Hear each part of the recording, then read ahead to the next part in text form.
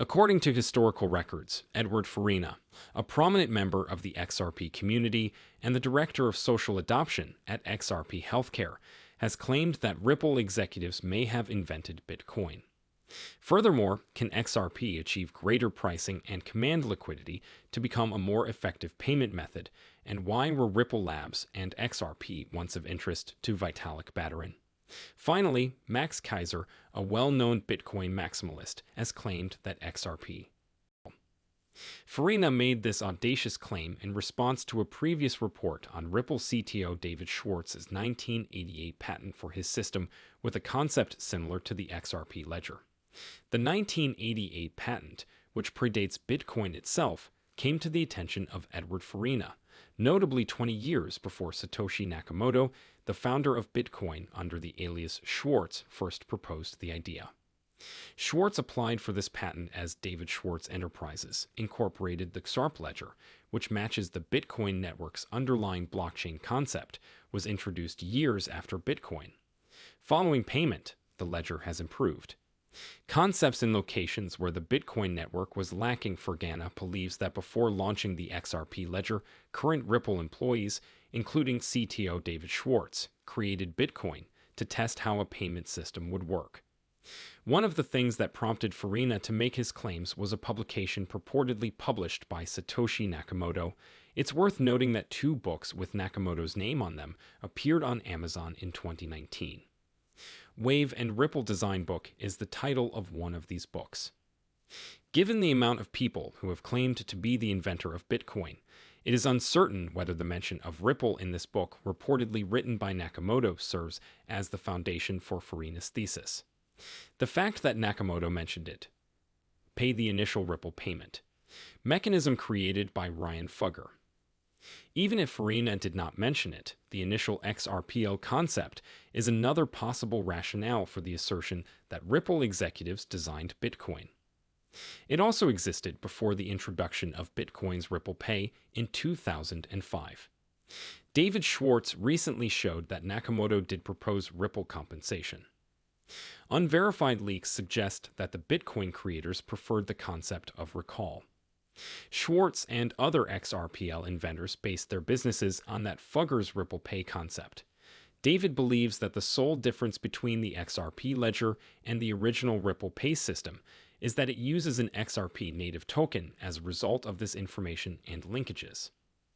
Other proponents, including Farina, have speculated that the creators of the XRPL may have been responsible for Bitcoin, although none of these developers, including Schwartz, have ever made such claims directly. Please remember to check the notification box and subscribe to our channel to be the first to learn about any XRP updates. Ripple's Chief Technology Officer David Schwartz's recent statements about the cost of XRP when used to facilitate big cross-border payments were observed by prominent XRP. Influencer cryptocurrency. Schwartzer answers a Quora question. Regarding corporations supposedly desiring the price of XRP to remain low for payment transactions, she underlined in cryptography that lower payments emerge from a higher link between pricing and liquidity. Questioners were particularly concerned about banks adopting Ripple and the implications for the price of XRP. Schwartz detailed the basic technique and indicated that the idea that banks would want to keep the price of XRP low would not preclude widespread adoption. According to Schwartz, the XRP required for a $1 million payment would always be at least $1 million, rather than supporting the notion that lower prices are preferable. Argued that higher prices were associated with increased liquidity, resulting in less expensive transactions. Ripple's CTO used Bitcoin as an example.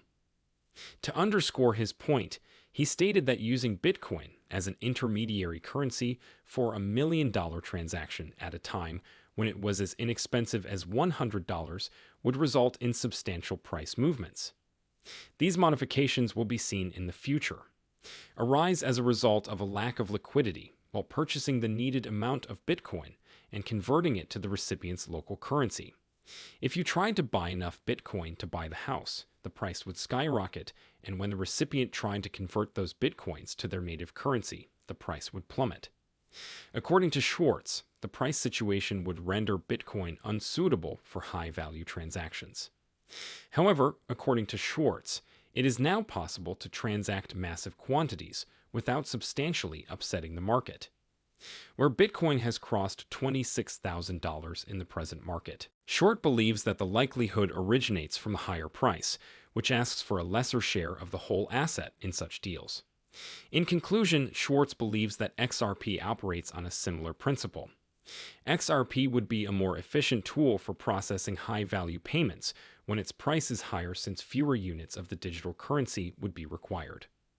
Vitalik was also clarified by early Ethereum advisor Stephen Nerioff. Buterin's earlier participation with Ripple came after some XRP community members speculated that the Ethereum co-founder was obsessed with the blockchain payment. In 2019, Buterin admitted that in the middle of 2013, he applied to work as an intern at Ripple. Labs, however, were turned down in the US because Buterin's visa application was turned down. Authorities refused to let him work with Ripple. Things got interesting earlier this year when former Ripple director Matt Hamilton said Buterin used to sleep. While looking for an internship, I sat on the couch of the company's CTO, David Schwartz. Job during a debate on the finest decentralized financial startups.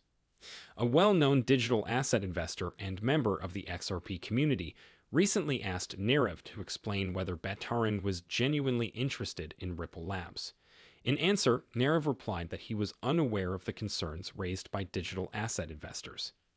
Nerioff claims that Buterin only told him about his previous endeavor to build on the Bitcoin network, but Buterin and his suggestion to integrate smart contracts on the well-known blockchain network was rejected by Bitcoin developers.